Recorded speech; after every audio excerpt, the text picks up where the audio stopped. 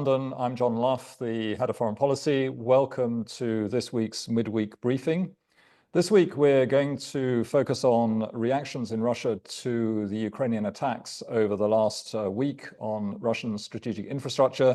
These include the extraordinary targeting of 4 strategic bomber bases, one even in East Siberia, the blowing up of 2 railway bridges in regions neighboring Ukraine, and a third attempt by the Ukrainians to blow up the Kerch bridge connecting Crimea to the Russian mainland.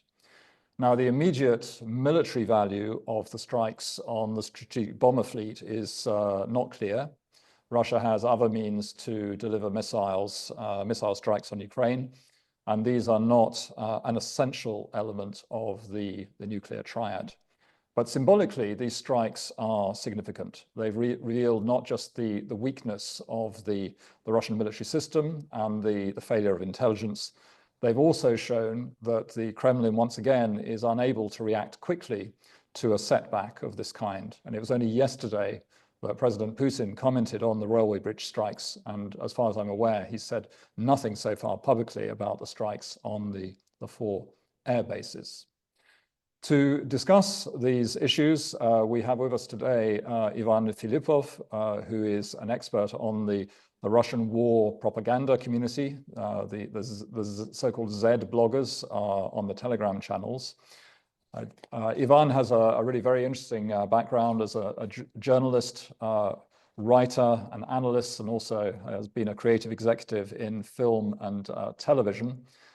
He's the author of a book that is selling extremely well at the moment, called Mouse, published in 2023, which has earned him the wrath of the Russian authorities.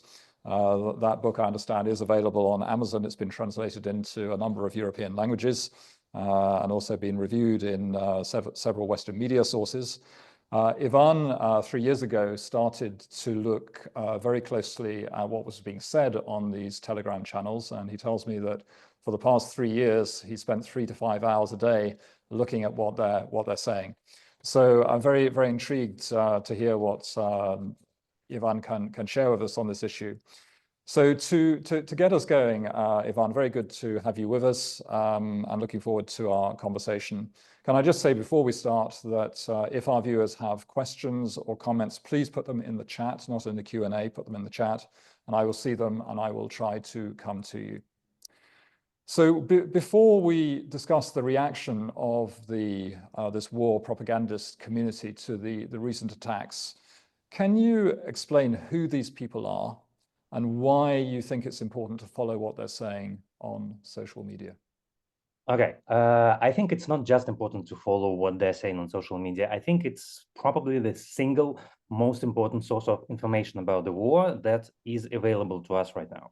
Because, well, it's not just my opinion. If you talk to other people who are studying, at least people I know, like Ruslan Lviv or Michael Nike or any of the guys that are a lot and publicly comment on the war, we all are very much, how to say, not satisfied with how the Western media cover the war, sometimes because sometimes even legacy media relies too much on the official version of events. And for very obvious reasons, I don't know, New York Times or Guardian or Economist doesn't have sources inside the Russian army. So what we are all doing, what I'm doing, is try and use the available public information as source material. It's not reliable source. You need to not just double check, but triple check, and sometimes even, even be more rigorous. But it is a reliable, in many ways, source of information about the state of the affairs, about how the war is going, and what is going on in the Russian army. Because I can name at least 5 things that we would never know if it was not for the Russian military bloggers. And they are a very interesting bunch of people. There are people who are actually fighting in Ukraine. There are people who they do not write as regularly, but there are Telegram channels which are being written by people who actually are in Donbass or in other parts of who actually are on the front line. The second most interesting group of people are military volunteers. That's another thing that is is kind of a revelation for anyone who is not paying attention on how much the Russian army relies on volunteer donations in their day-to-day fighting. And people who are delivering the goods to the front line, they have Telegram channels, and they are an incredibly interesting source of information because they move between Russia and the front lines, and they have direct access to the military, and they hear things that otherwise would never be heard. Then there are retired military people with the connections to the army, priests who sometimes go to the front line, medics. It's a very, very powerful bunch of people. And most importantly, well, at least I try to, try to ignore, or I don't read state-sponsored propaganda, because this is much more interesting. This is grassroots. This is something that hasn't happened in Russian media in over 2 decades. A new grassroots media bubble, I don't know, media space emerged at the beginning of war, because a significant portion of the Russian population, people who support Putin, people who support the war and who want to see the war won, realized that the television is lying to them, that the propaganda is lying to them. And they went on and looked for alternative sources of information, thus growing a new media space in a place where nothing was supposed to grow. The Russian media space was a barren desert for the past, at least past 5 years. So yeah, I think it's an incredibly interesting source of information. Yeah, I mean, that is absolutely fascinating. You alluded to the fact there were sort of 5 things that we know about the war from these sources that we wouldn't know otherwise. Can you just give a couple of examples of those? For sure. Okay, so we know that it's not a specific order, just as they come to mind. So the first one is Russia does not have anything to support military logistics. There's no such thing as Russian military transport. Anything that moves in the front line, goods, ammunition, medicine, rotation, evacuation of wounded, is done through civil transport, donated by volunteers or bought by Russian army with their own money. That's one. The second,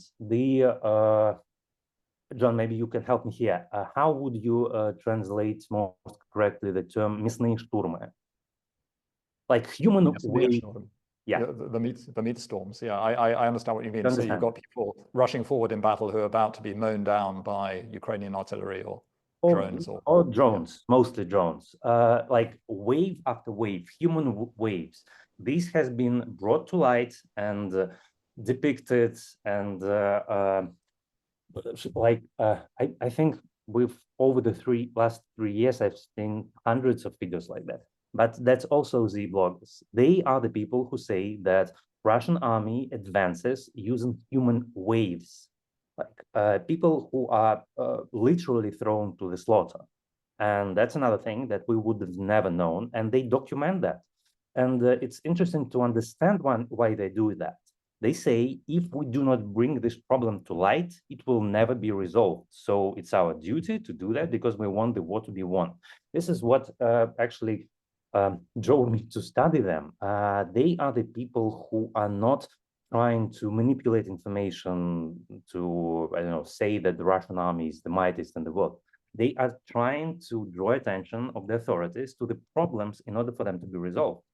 So that's the second one. The third one is extrajudicial, it's not even court martials, it's just executions.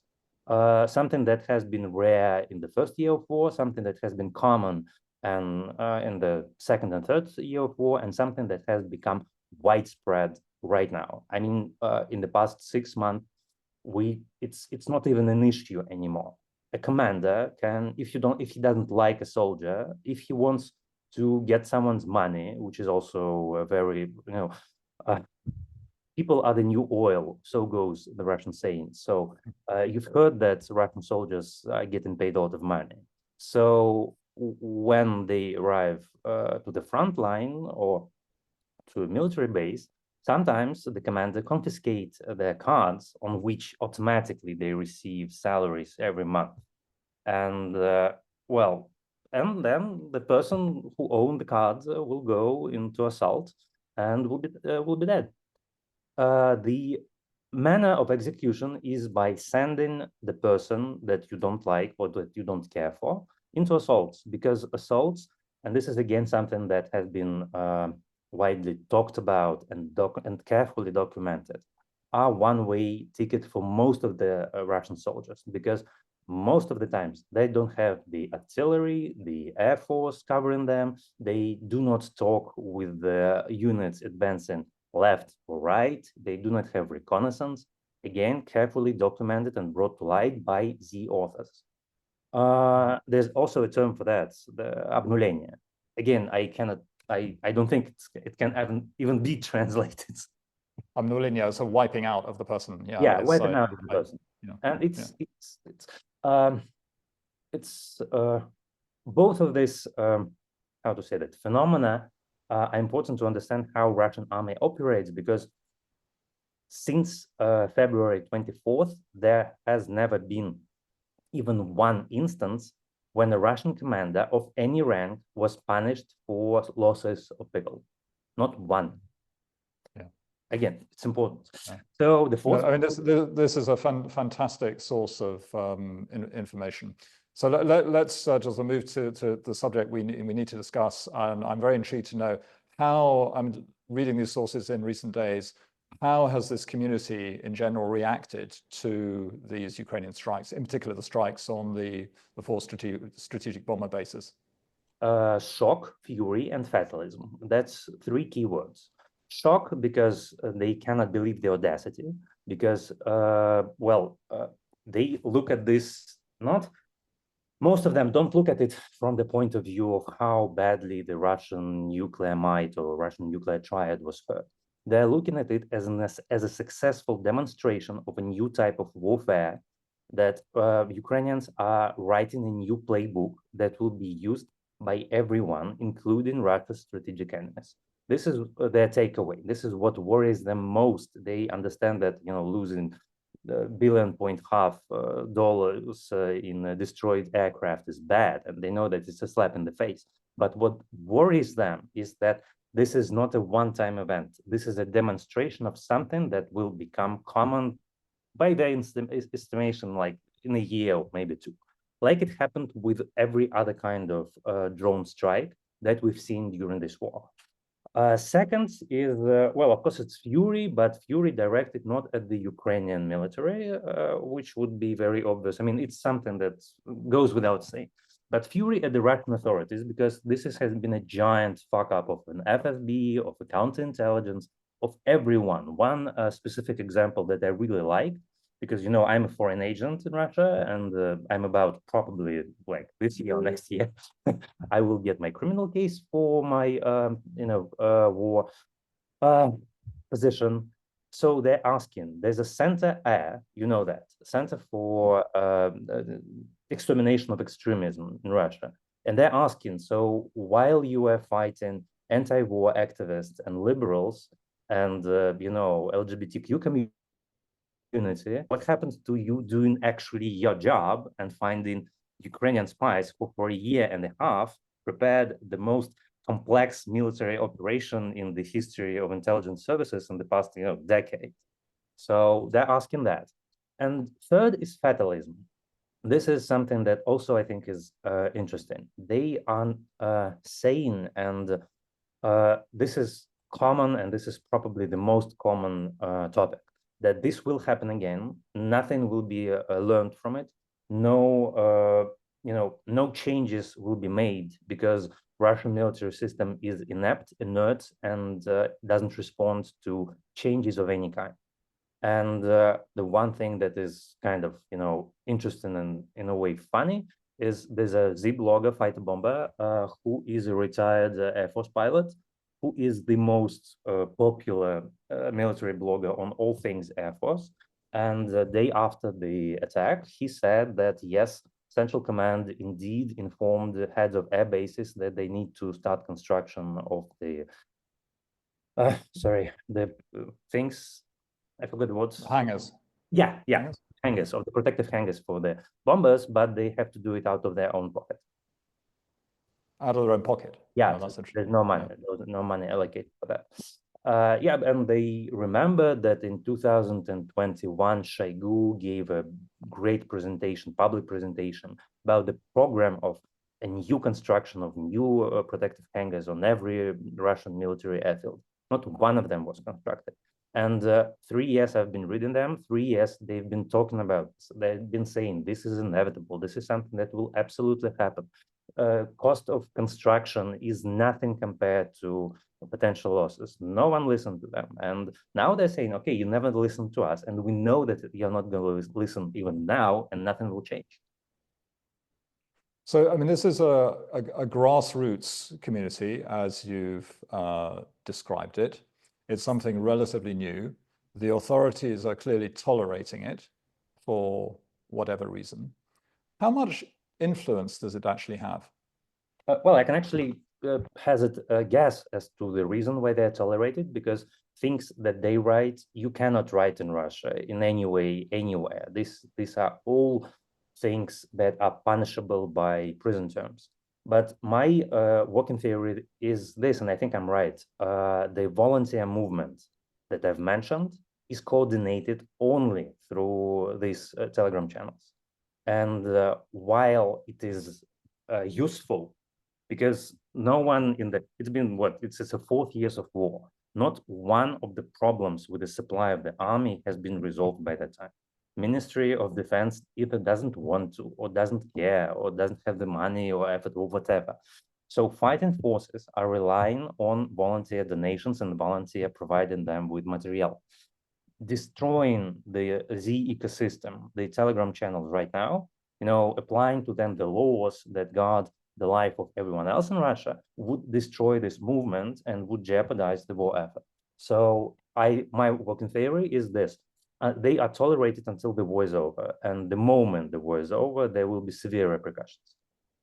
And in terms of influence, they have none, I think. And now I think it's fair to say that you cannot really talk about Russia or Russian politics in terms of saying that someone has influence. The only person who has influence is Putin. That's the only person who anyone cares about and who has any kind of, who can exert any kind of control over the events anywhere.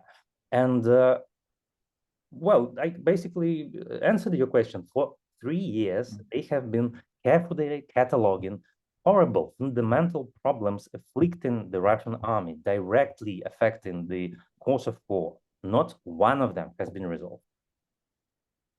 Even, yeah, I mean, that's very. Let me just give you a very, very graphic example. Let's put it this way. So there's a Russian military blogger, Yuri Podolyak, Ukrainian descent, who moved to Russia in 2014. He's incredibly popular. He is on television. His Telegram channel has over 3 million subscribers. So for a month in the end of 2024, he was documenting how the command of one of the armies advancing in Ukraine has been systematically lying to the general command about the actual advancement. So they were saying that they captured the villages, while in reality, the front line was still 7 or 5 kilometers away. Why is it important? Because once they report that certain village, certain position is captured, they can no longer call air support or artillery support, because the general command colors the map and says, okay, this one we control. We do not conduct military strikes. We do not conduct airstrikes or artillery strikes on the territory that we control and that has our army, and it doesn't. And it means that wave after wave of Russian soldiers with no air cover are forced to advance on, very good defended position and die. And so for a month, he was saying this. He was publishing detailed reports about the situation. He was saying that hundreds and hundreds of Russian soldiers are dying because military command is lying to the general staff. And it didn't matter at all. So he was out of his wits, and he posted a video of a Russian soldier committing suicide, of a wounded Russian soldier who knew that he will never be evacuated, who knew that no one cares about him, who was stuck at the edge of the village in question, and who was shot by a Ukrainian drone. He was videoed, recorded, as he committed suicide. And he said, listen, this is what is going on. Can you please do something? Nothing was done. So yeah, that's the answer to your question. Yeah, I mean, this is very stark evidence, isn't it, of the way this war is really being fought on the Russian side. What is this group saying about negotiations with the Ukrainians to end the war? Well, this is a tricky question because they are very much against any kind of peace negotiations right now. They believe that the war is far from over. They believe that Russian forces should be advancing more and should control more Ukrainian territory. At the same time, they are the ones who day in and day out write why it's not possible, why Russia doesn't have enough people, enough armor, enough that. So if you are asking what they're saying, they are very much against any kind of peace negotiations right now. What they're thinking, they know that it's something that has to be done because neither Ukraine nor Russia can gain anything else at the battlefield. Yeah, understood. And has there been any comment about the fact that the commander-in-chief just seemed to absent himself after the strikes on the air bases on Sunday? We've had 3 days of silence. He turned up yesterday and condemned the Ukrainian destruction of those 2 bridges, one in Bryansk, one in Kursk region. But as far as I know, there was nothing said about the attacks on the strategic bomber bases. Does the community comment on this sort of thing? I mean, are they asking where the country's leadership is? Yes, they are, and they are waiting for him to speak out. And they are most of all, they're waiting for him to respond, not in terms of what he says, but what he does. They are always expecting him to order revenge hits, retaliation on Ukraine, retaliation. Sorry, and it's not happening. And they are asking why it isn't. But there's one thing that you cannot do at all, and that is to name Putin and criticize Putin specifically. There's one taboo, and it's a taboo that they adhere to. So what they did today was one of them. Actually, the military channel that is owned by the guy who is fighting in Ukraine, who said that yes, finally the military, okay, so the strike against Ukraine for destroying our bombers was announced by Trump. Okay, enough said. Yeah, indeed. Ivan, we have a question from one of our viewers. Bob Otto asks, will Telegram be blocked in Russia? Is there any likelihood of that?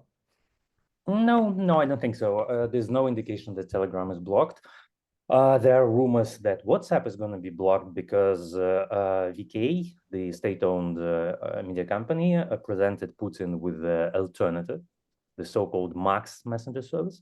And there's a good chance that they will at least try and weed WhatsApp out. But Telegram is...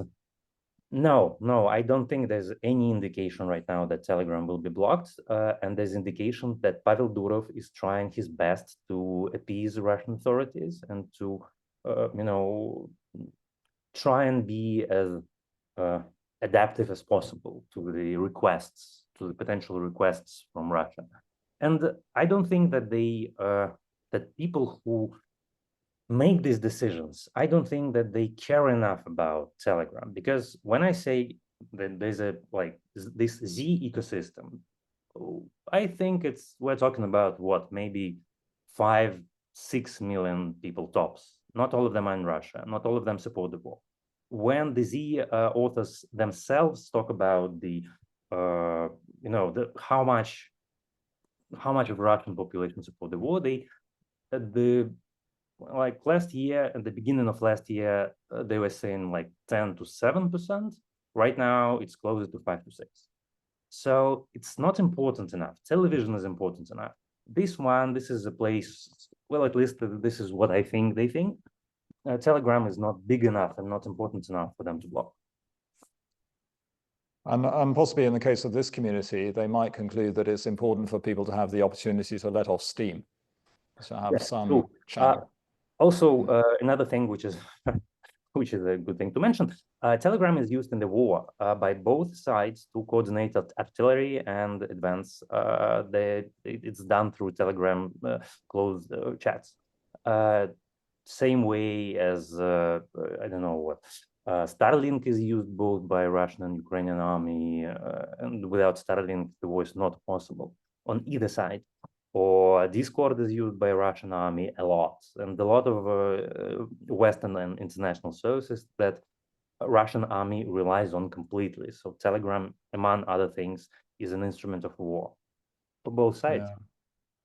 Yeah, no, I get it. We have another question actually from somebody who follows these things in some detail, from Matt London, and he asks, where does Dmitry Borisenko fit in the Z blogger ecosystem? Do you know this guy, Borisenko? No, I don't. Let me just quickly check if I have. He's got a YouTube. No, if it's YouTube, I don't know him. I'm sorry. I know. Yeah, I see him. I don't. Got a YouTube hashtag Glavred Borisenko. Yeah. Anyway. No, I got him. I see him. No, I don't treat him. So maybe that's a question you can answer at a later stage. Matt will try to get back to you. Yeah. Well, but it's a small channel. It's 99,000. It's not a huge one. Yeah, but no, if he's a YouTube personality, I don't have that much time, unfortunately. Sorry. Maybe another one to add to your list. But to what extent has this community, or did it lose influence after the death of Yevgeny Prigozhin? No, these are two separate things. Prigozhin had his own media, and the Z channels that were directly associated with him indeed lost influence, lost audience, and generally, melted away. Right now, I would say that most of them, if not all of them, no, most of them cover what Russian military forces are doing in Africa. Русский экспедиционный корпус, Африканский корпус, stuff like that. So, but Prigozhin is, well, he's a patron saint of most of the Russian military bloggers. He is the person that they believe was the one of few people who actually cared enough about the war to try and win it. Yeah, understood. We haven't got much time left, got us a couple of minutes. To finish off, I was going to ask you the sort of broader question about why it is that the Kremlin always seems unable to react quickly to major events. I mean, I think back to 1999, the Kursk submarine disaster, 2003, Beslan, for example. In more recent times, we had Crocus City, in 2024, and of course there was the Prigozhin mutiny in 2023. I mean, every time the system seems to be sort of momentarily paralyzed, and then eventually, finds its feet again. What's actually going on? Why does it happen this way every time? I don't think the system is paralyzed. I think Putin every time makes a conscious decision to distance himself from bad things. That's as simple as that. I told you I started working in news in 2000, so I remember it all. He never addresses the country. He never addresses the public. The only time, you can count on one hand the times that he addressed the nation. By the way, during the mutiny, but there was a direct threat. There was a moment of uncertainty of what's going to happen next. Otherwise, he never does that, because what would be his options? For him to address this is to accept that it happened publicly. And the Russian propaganda didn't do that. 40 seconds, two main Russian stations, television stations, spent on acknowledging the text. 40 seconds. They never shown the video. They never said what kind of aircrafts were bombed. To Russia in general, to Russia who doesn't care about the war, and we're talking about 70% of the population, nothing happened. Why would he go out and say that it did? Yeah. I guess, yes, he'd be disturbing that balance. Fair point. Ivan, it's been fascinating to talk with you. We've come to really the end of our time. So thank you very much for sharing your analysis with us. I hope at some point we'll talk to you again. And in the meantime, if you could perhaps take a look at that Borisenko channel, just give us your thoughts. I know that our viewer, Matt Lunder, will be grateful, if that's okay. But thank you very much indeed. Thank you to our viewers and our listeners. We'll be back again at the same time next week. Hope to see you then. Thank you very much. Goodbye.